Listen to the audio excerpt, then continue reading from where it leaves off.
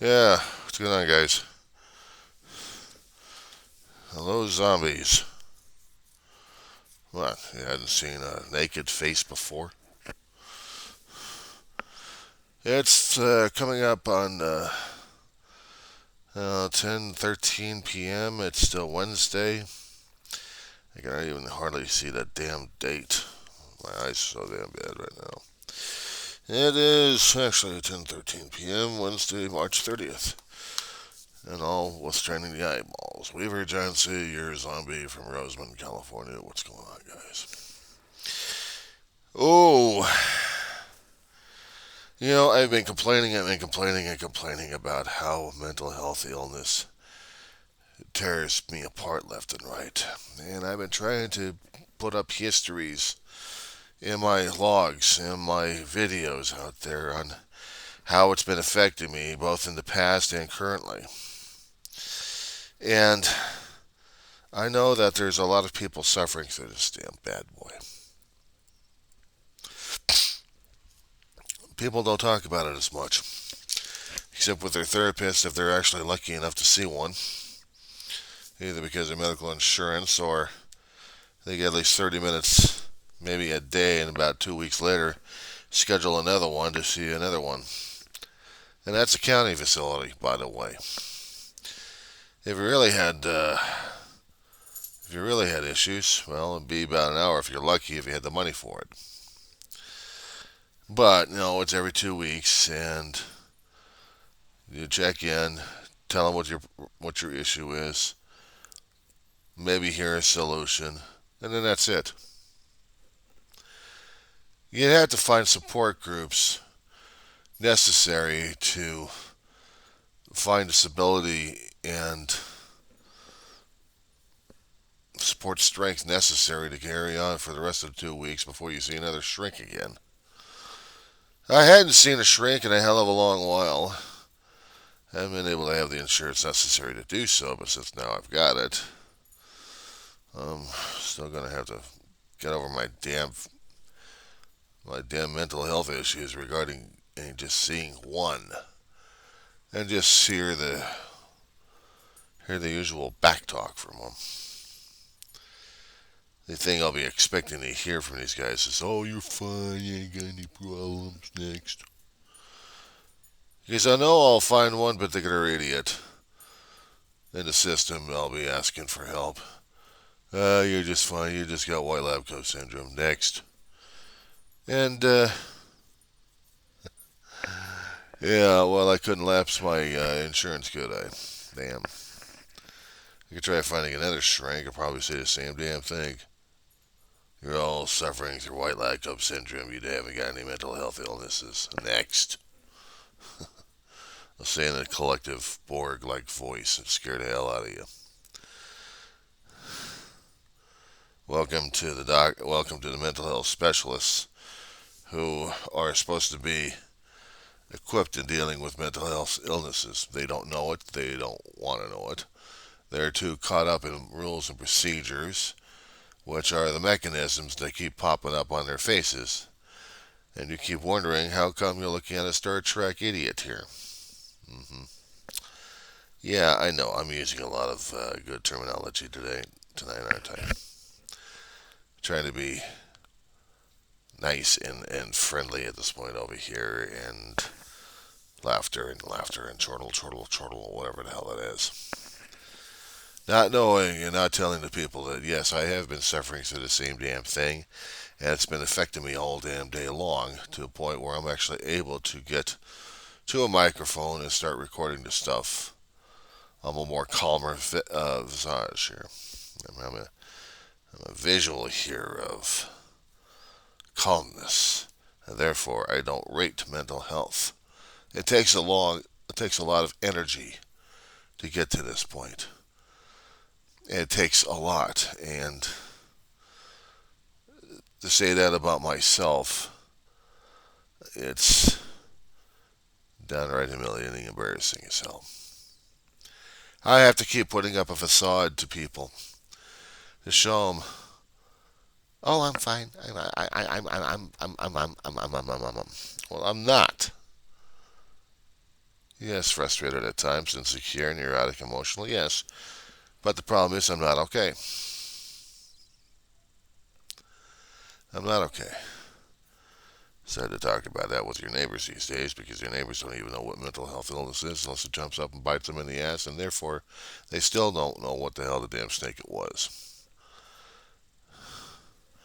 And while the venom's going through their own veins into their cerebellum and cerebral cortex and attacking every point of the brain, and to tell them that they're fine, you don't have mental health illness. Why are you screaming and yelling out in public because you just got torn apart by some news that really rattles your soul? But you're being told otherwise, saying you're fine, you're okay. No, you're not. You're soul in pain right now. Your mind is freaking. You've just been told some news or you've been traumatized by something, and you're being lied to. See, the stuff I keep talking about is the stuff that keeps coming up with me. See, I don't know what happens with you. I don't know what happens with you, or you, or you, or you, or anybody. It's me. I have to describe what's happening with me. Because with me, it's happening. Now, some of you folks have noticed that there had been a physical change to my body here. Yes. I needed that change. I needed that difference at this point over here because I was really driving myself crazy with it. Not because of the gray hairs that would generally drive me crazy as it is on my body, but I do want to look quote unquote normal. I don't look normal. I'm a man with long hair right now. I can't even get a damn ponytail going on because I got a bun of hair in the back of my head that won't get off.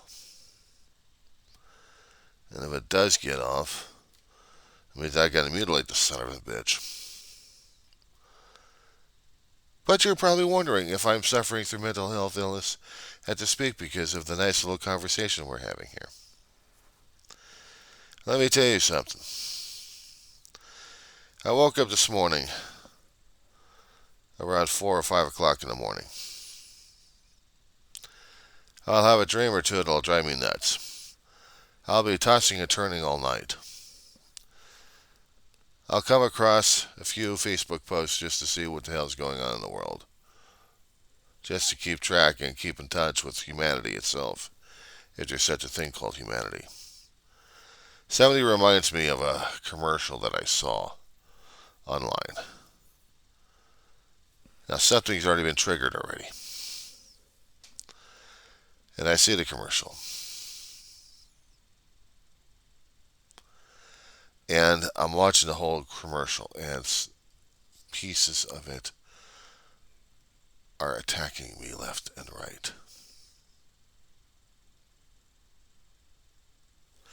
They're attacking me left and right, and I don't know why. This is a Kia commercial 22 for 2022. You see this gentleman with a dog, big dog, and you think it's a cute commercial right there because a guy with a dog. Well, there is a dog. There is another dog involved, and this one has got some computer animation that moves a person. Now, for other people, they may not notice it, they may not feel it. It was a trigger for me because I'm seeing the eyes of this dog, and it's affecting me a great deal at this point.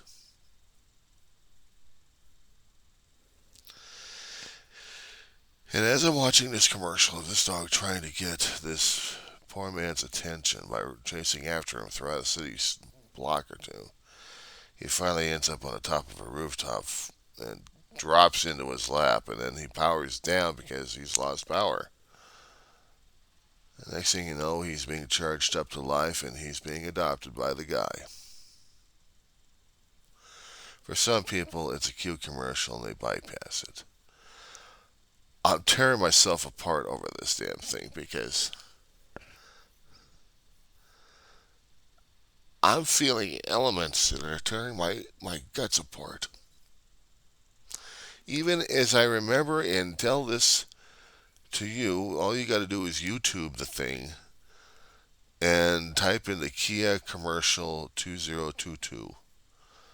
And you see this little silver dog. It's a computer generated image of a robot dog. Cute as a button. I'm bawling my head off over this thing.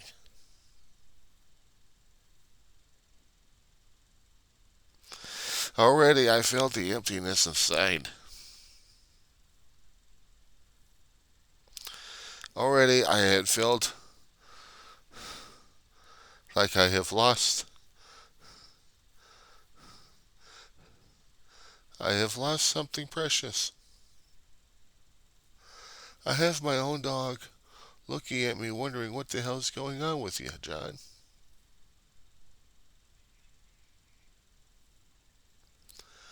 And the dog is seeing me break down like it has been seeing me break down over the past 3 years. A great deal. If you guys been following me on my videos, you've seen that I have been suffering through a lot of grief, a lot of torment. The damn four mental health horsemen will not leave me alone. Those bastards just hang around in my head. Grief is one of those major some bitches. Then you got anxiety, and then the depression is the one that follows right after grief, actually. And then you got the PTSD. You start remembering the trauma. Your body starts remembering the trauma. At least mine has.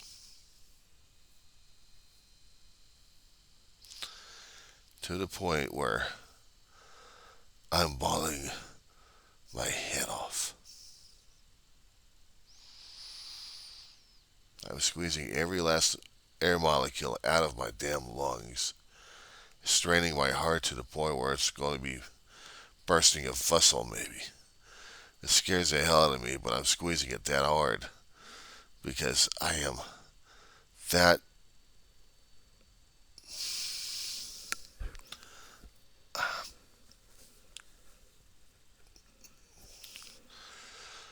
When I get myself settled down enough, I'm trying to be able to communicate this effectively here. I don't want to put myself through that situation where I'm crying on air because the audience demands it. That's not it at all. I'm crying because it hurts like a son of a bitch. It hurts like a son of a bitch.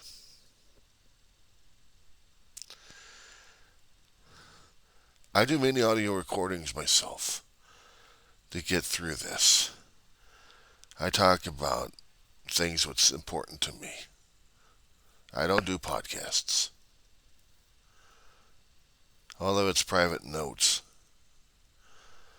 But I have to have something that keeps my sanity going.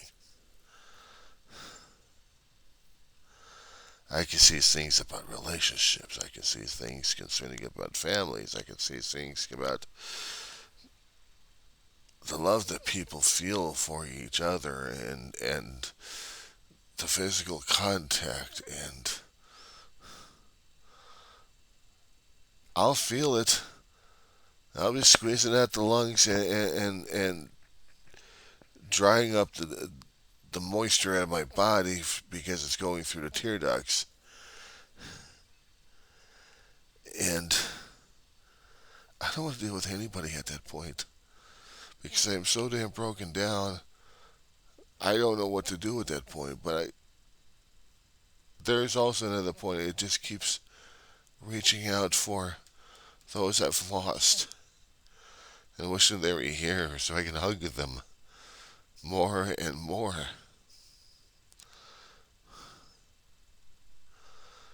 it's imperative to get that kind of stability. And no, I can't get it. I got a neighbor over here that tries. He's lost family, and he's acting as if it's not affecting him. I tell you something, he's lying to himself. I had to lie to myself for all my life. I had to shove away all those damn feelings, all the grief and the pain, to shove them way back and further in my brain so I could function. I keep functioning. But there was a point that was broken in me. I had lost my mother in 2013. Both my brother and myself, we were caregivers to our mother for the last several years of her life. Hell, I never left my mother's side, so I might as well call her a lifelong caregiver. But growing up as a kid to an adult, and that takes a toll on a person.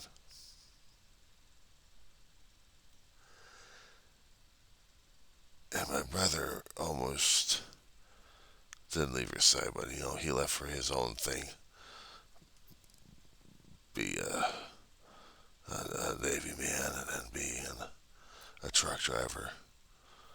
But when he came back, he was so full of screwed up problems. It took a lifetime of his to get him ironed out and to see what kind of a human being that he turned out to be. He died clean and sober, 32 years of it. An old physical age of 60. But he died clean and sober.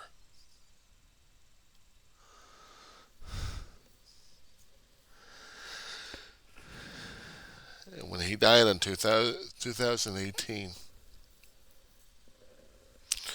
when he died during that time, my body shut down. Actually, I went into a protective mode where I still had the function. But everything else was breaking inside of me. It's like seeing a facade on the outside, but on the inside everything is crumbling, including the supports everywhere. And as soon as I got my stuff taken care of for a few things here, keeping a roof over the head example, fighting bed bugs,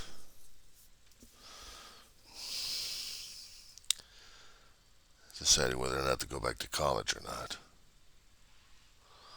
I still had to fight. I still had to fight through the pain, the drama, the shock. The shock was the one that numbed me for a bit until the pain and then the triggers started coming in, hot and heavy, and I didn't even realize it. Not for a time. I'm watching television shows during the holiday season. I'm trying to enjoy a winter break through spring, and it's kicking my ass, and I don't even realize what the hell's going on. I don't. That's the hardest damn thing for me not to realize is what the hell's going on. Of course, you guys may have thought, okay, why didn't you go to a doctor's office during that time? Well, if you guys watched my videos, you know what kind of a history I've got with doctors.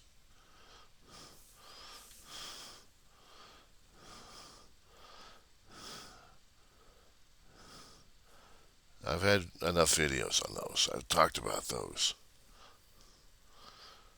But yeah, it was necessary for me to see one. I hadn't seen one yet. I still need to. Because my own physical deterioration still continues.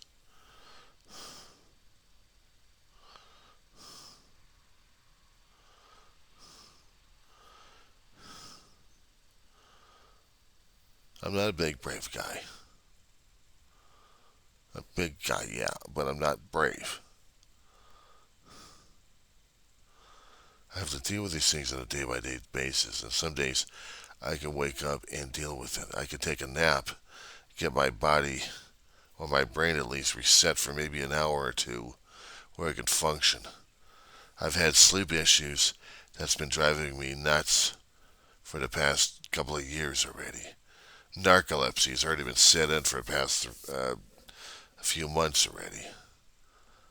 I've seen it's I'm seeing it's taking its toll on me.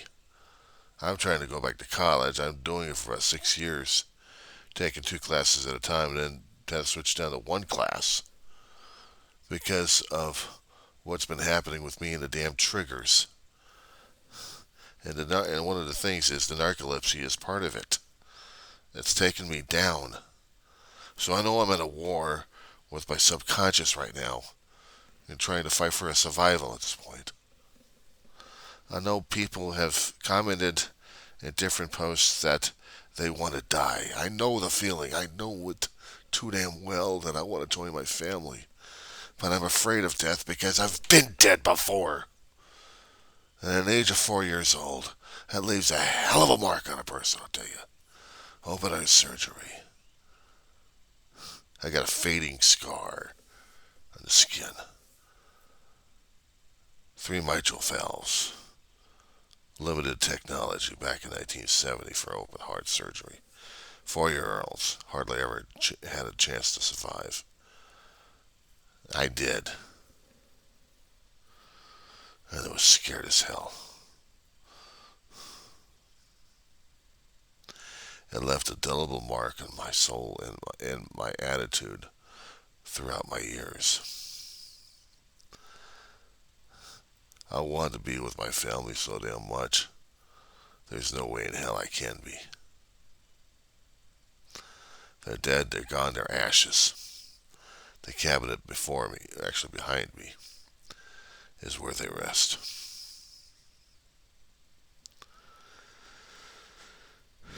And so are other pets, loved ones as well. And it's not easy talking about this. It's not easy talking about this to tell people how it affects a person. It affects people differently. It affects them individually.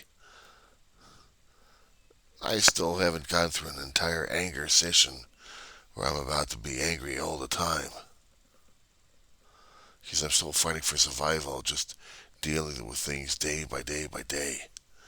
And if I'm not triggered any way, shape, or form that day when I wake up and I continue forward, I'll be lucky enough if I survive the rest of the day. Of course, I might need a nap. My body will tell me I need a nap. It'll start shutting me down. But I have to keep pushing myself.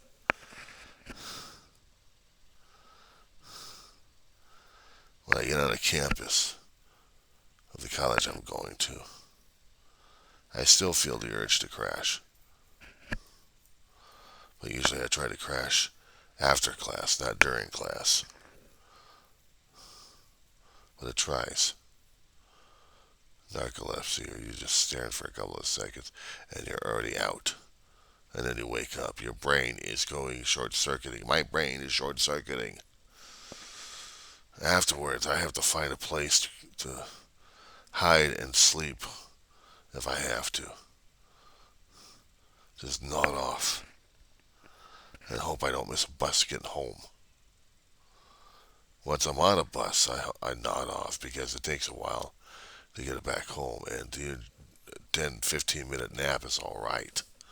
I'll feel comfortable with that. And I can get home, take care of things before I actually do sleep.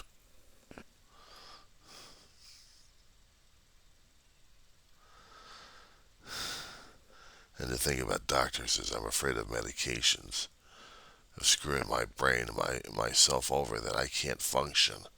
I have no backup, no one to watch over me, no caregiver. As long as I'm still able to be functioning right now as it is, I don't think I even rate for one. It still scares the hell out of me. Now I have to be qualified for caregiving. I had been a caregiver for my mother and my brother. I had worn that distinction, fighting through anything and everything just to function, just to stay alive, to take care of both of them. Because that was my job. That was the youngest kid's job, is to take care of both of them. That was my job. No one paid me on that one. I did it out of love. And I never expected anything in return except to have support and love as well. And the hardest thing is waking up and being reminded of that. Because people around here will hear weird sounds coming from my apartment. And it's not because my little dog grunting and groaning because she's sleeping. It's because I'm crying my ass off.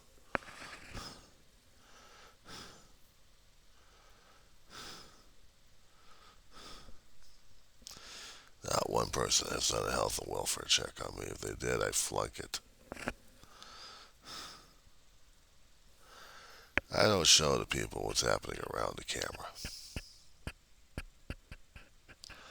Because all I can tell you is it's a disaster zone.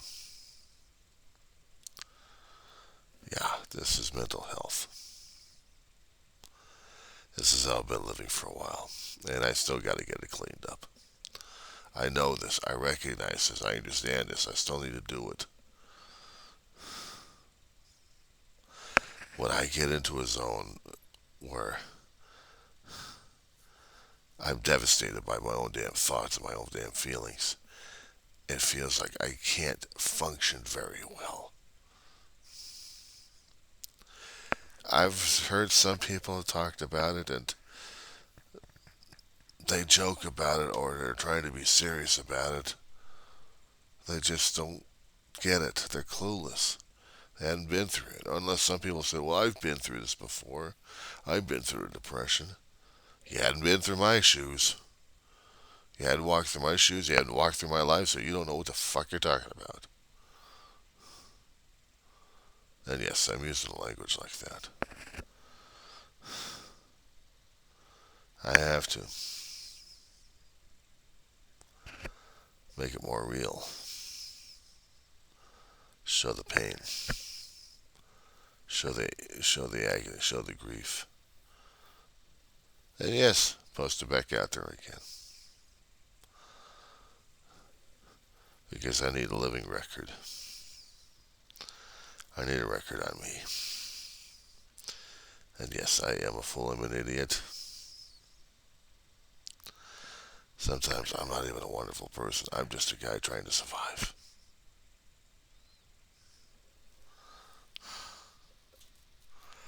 I'm not a hero. I'm not looking for my pride. I'm not looking for ego at this point over here. I'm just trying to deal with it in a survival period, day by day by day, trying to find out where's the rest of my brain went. Where's the rest of the control went.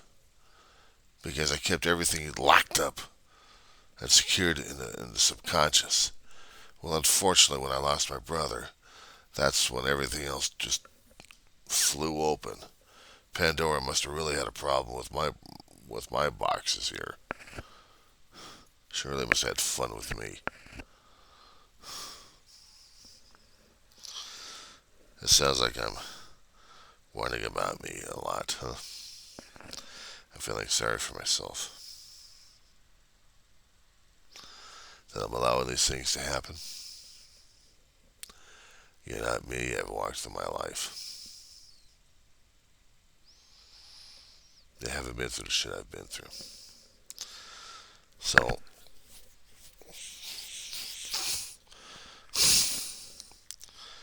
I'm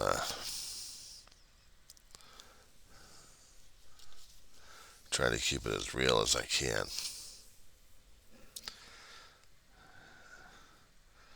I've got no fancy dancy themes for my logs. I just tell you what's going on inside of me, what's happening with me. They'll live long. they'll show someone who's been surviving.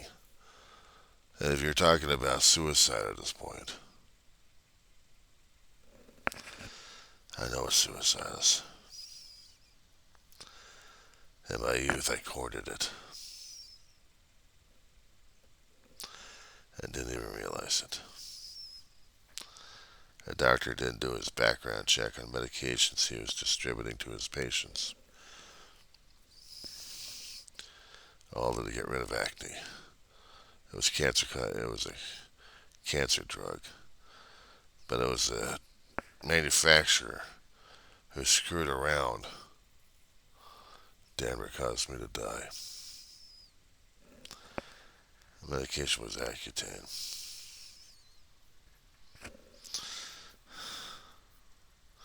There were reports online concerning about what happened with this manufacturing company. There was no marketing information, nothing given to the doctors, including my primary care physician, who didn't even realize he was about to kill me. He didn't know. I didn't care at the time. I was about to die. Oh, clean up the acne on the face, but you're about to die because of all the damn stuff happening in your head. All them damn chemicals to screw around with your neurochemistry. That's all I need.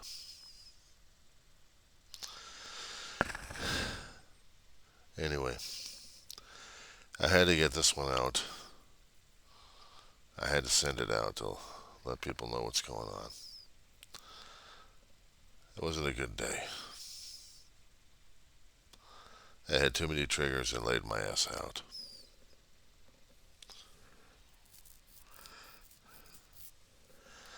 I'm still going to college tomorrow. I'm still going to study about literature. I'm still tearing myself apart. As long as I don't get into any trouble with any triggers, it'll be a survivable day. Now, when I come home afterwards, that's a different story altogether. We'll see what happens. But I just wanted to let you guys know what was going on with me today. You know, it gets to me sometimes. Other people can have life. Other people can choose to have pleasure. Laugh and scream and yell their heads off. Have fun. I used to be like that. I used to be like that a long time ago. Because of the damn triggers hitting me left and right, and things have been putting me through the emotional headlocker. I haven't had that kind of experience in a long while. It's even worse is when you start to depend upon DoorDash for your grocery runs. It's embarrassing. Or worse. Or worse, when you're depending upon Amazon Prime for your grocery run as well.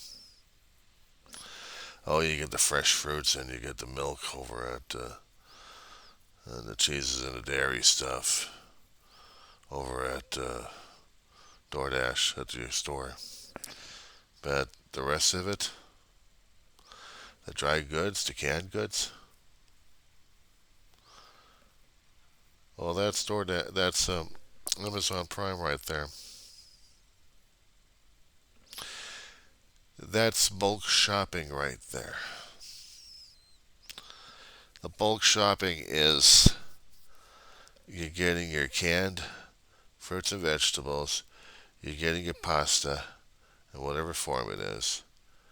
You might even get some canned meat.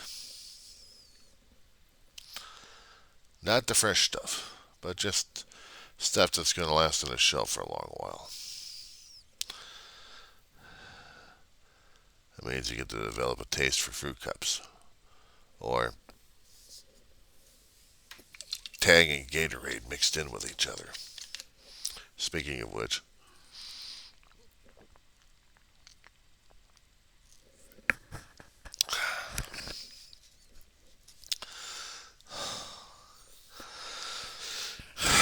my balance of electrolytes, and I get my balance of vitamin C and nutrients that way. That's a hell of a way for a person to live, I'll tell you. And people start noticing the differences in my weight, whether or not it goes up or not. And I said before about the DoorDash situation.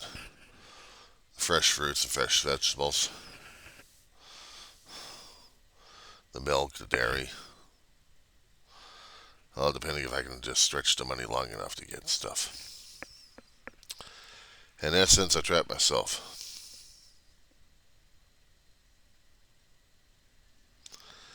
In essence, I trapped myself. I don't have human contact much, except with the delivery drivers. That's like doing quarantine. Only I've done the quarantines because of the COVID nightmare that we all experienced. But this is a self-imposed mental health quarantine from people. And my experience with other people is going to be computer screens or hearing the neighbors talk and yell at each other and kids screaming and yelling at each other. But that's about it. That's my life right now.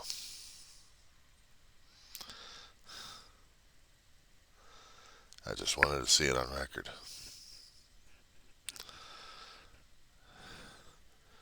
Before the DoorDash came out, we used to have the liquor stores going on.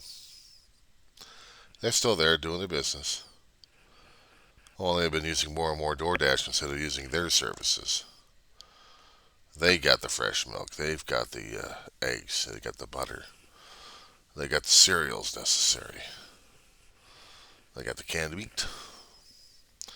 They got sauces in their little grocery sections. But the thing that they also have more of is human contact. Human contact.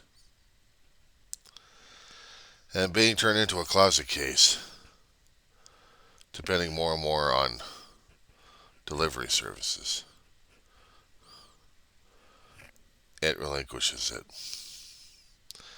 That's why I still need to go over to college, because I need the human contact.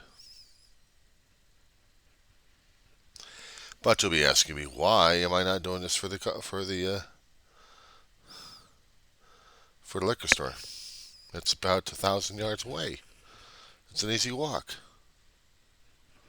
for some.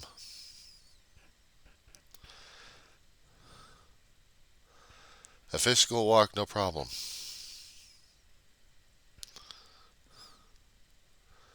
It's like walking 1,000 miles.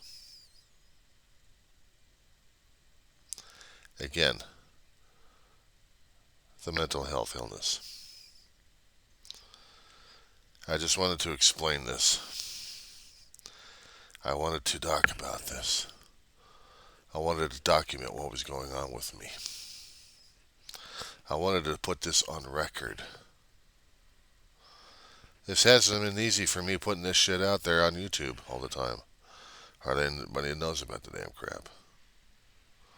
I've had too many damn videos with me acting a little gay, a little as in happy. Okay, as in happy. And then other times I'm a miserable son of a bitch. And even on YouTube I've shared letters with my professors. Trying to keep any one of the professors up to speed. But I wanted to let them know how I've been going, how I'm in dealing with things. Because right now, that's the only thing I'm doing right now is just dealing with it. And it's hard as hell. Anyway, it's getting close to that time for me getting back to bed. It's almost 11 o'clock and I got class in a few hours. I'll pick this up when I can.